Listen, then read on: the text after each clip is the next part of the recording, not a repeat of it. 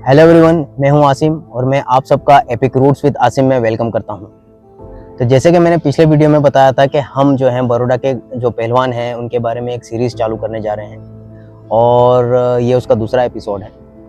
और हम इसके बारे में जो है, जैसे कि मैंने पिछले एक वीडियो जो मैंने डाला था गामा ने, जिसमें पत्थर उठाया था 1200 किलो का, और उसके बारे में जो भी मैंने आपको जानकारी दी थी।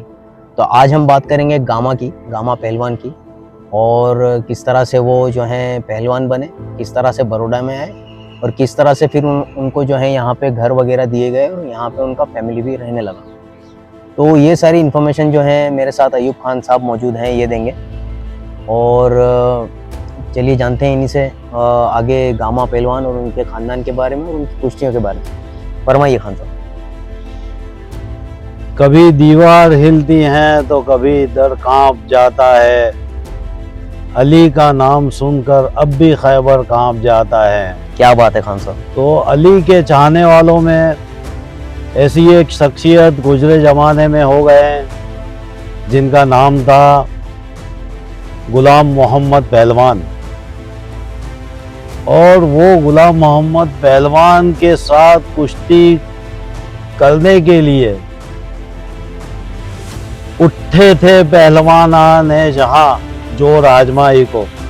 क्या बात है। उठे थे पहलवाना ने जहां जोर आजमाई को, मगर या अली का नारा लगा के जब गामा पहलवान अखाड़े में उतरते हैं तो मुकाबिल पहलवानों की रूहें कांप जाती। क्या बात है।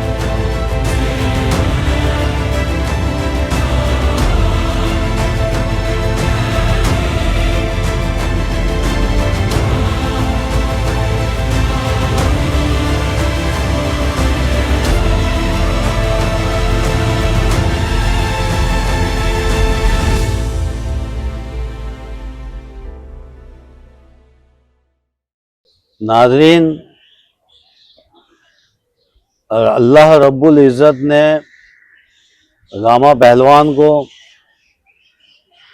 जिस्म की कुव्वत तो दी ही दी, साथ में आप रूहानी फेज से भी लबालब थे। तो जो रूहानी फेज की हम बात करें तो मैं आपको बताऊं कि गुजरे दौर में लाहौर वाले पीर साहब के नाम से मशहूर एक शख्सियत थे जिनका नाम था हजरत सखी बाबू गुलाम सरवर कादरी कुरैशी तर्तुसी। गामा पहलवान के ऊपर आप ही की नजर इनायत और फैज़ अनवर था, और उसी की वजह से गामा पहलवान जो थे वो सभी जगह कामयाब होते थे। और ये जो हम बात कर रहे हैं फैज़ की, तो गामा पहलवान 30 दिसंबर 1902 के रोज बड़ौदा में मुकीम थे, और बड़ौदा के राजमहल यानी कि उस जमाने में वो नजरबाग पैलेस था जो मांडवी के पास है। उस पैलेस में एक पत्थर रखा हुआ था जो तकरीबन 60 मन का था, 1200 किलो वजन का। वो पत्थर उठाकर आपने सारे बड़ौदा के ही नहीं, सारे हिंदुस्तान की आवाम को हैरत में डाल दिया।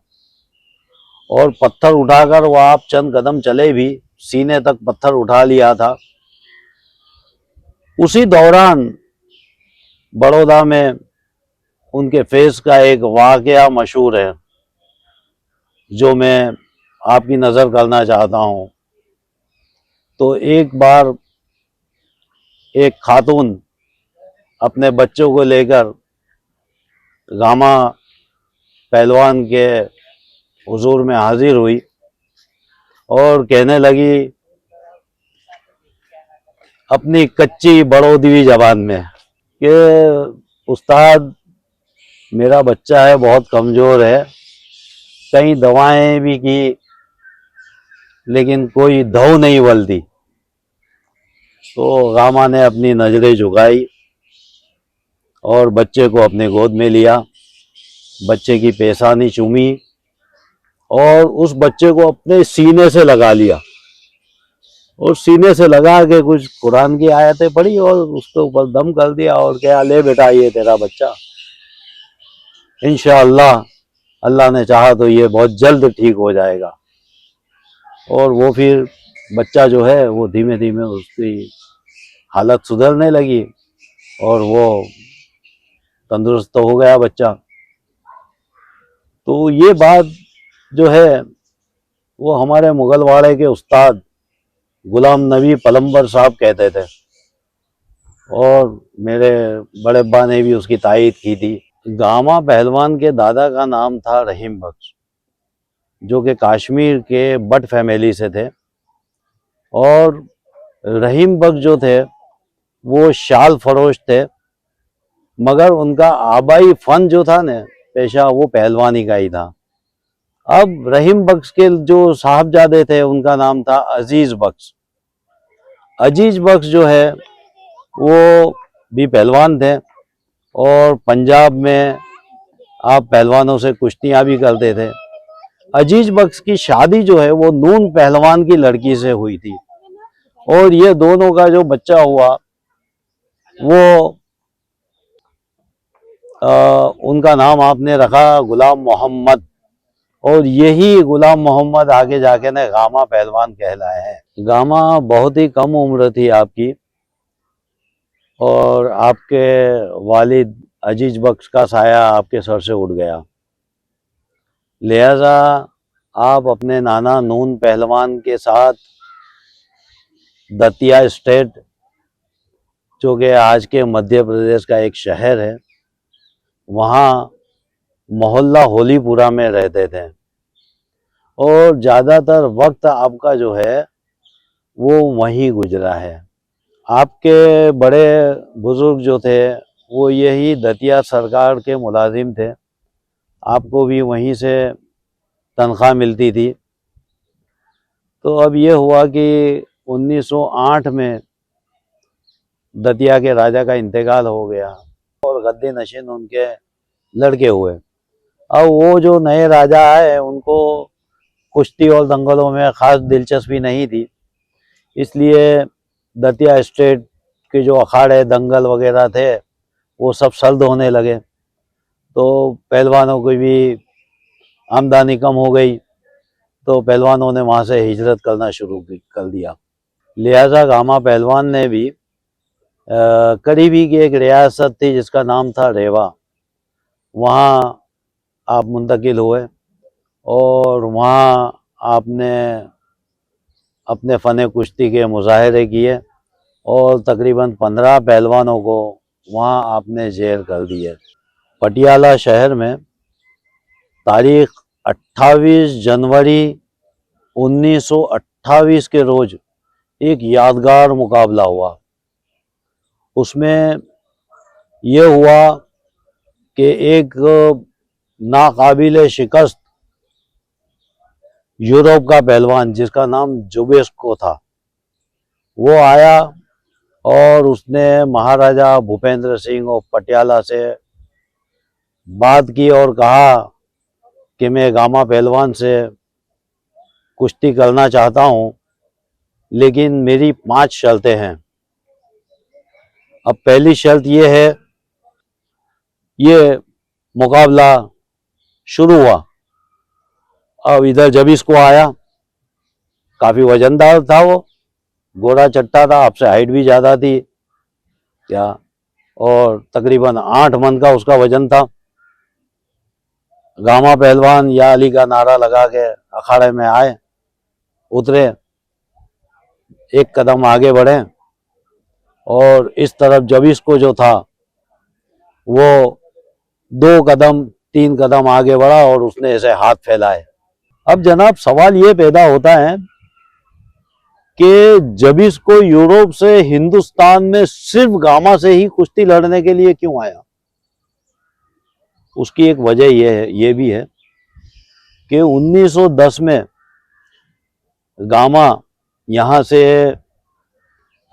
यूरोप गए और यूरोप जाके आपने यूरोपियन पहलवानों से कुश्ती लड़ना चाहिए, तब वो आप फहरिस्त में नहीं आए, क्योंकि आपकी हाइट जो थी ना वो 5 फुट 7 इंच ही थी। 1911 में इलाहाबाद में एक जबरदस्त कुश्ती का मुकाबला हुआ। उसमें पंजाब के मशहूर पहलवान रहीम बख्श को आपने हरा दिए और रुस्तम हिंद का खिताब हासिल कर लिया उनसे। उससे पहले वो खिताब उनके पास था। इंदौर में गामा पहलवान का मुकाबला गामू पहलवान से हुआ। उसमें भी गामा पहलवान ने गामू पहलवान को जेर कर दिया। और उसके आसपास ही इंदौर में सुल्तानी वाला से भी मुकाबला हुआ। उस वक्त सुल्तानी वाला और गामा पहलवान बराबर रहे। गुलाम मोहिउद्दीन अमृतसरी के साथ में दोबारा मुकाबला हुआ। उसमें भी गामा जीते। और लाहौर में चंदा सिंह के साथ मुकाबला हुआ, उसमें भी गामा जीते। तो ये थी एक छोटी सी मुख्तसर सी हिस्ट्री गामा के बारे में, गामा पहलवान के बारे में। और आगे हम इसी तरह से जो है जानेंगे कि गामा बड़ौदा में कैसे आए थे, उनकी जो औलादें हैं वो यहाँ पे कैसे बसी, कहाँ बसी और आजकल क्या कर रही हैं।